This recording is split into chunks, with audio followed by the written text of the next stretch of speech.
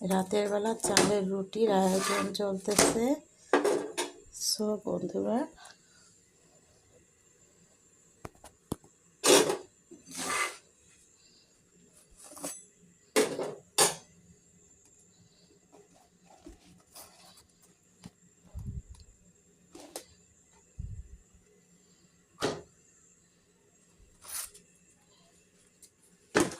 এই সাইডে অনেক চালের রুটি আমার হয়ে গিয়েছে।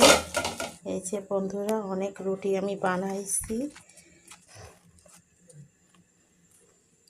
আর এই যে রুটি ভাজতেছি। আর এই সাইডে আমার মাংস গরম করে রেখেছি, গরুর মাংস দিয়ে আজকে চালের রুটি চলবে। সবাই ভালো থাকেন, আল্লাহ হাফেজ।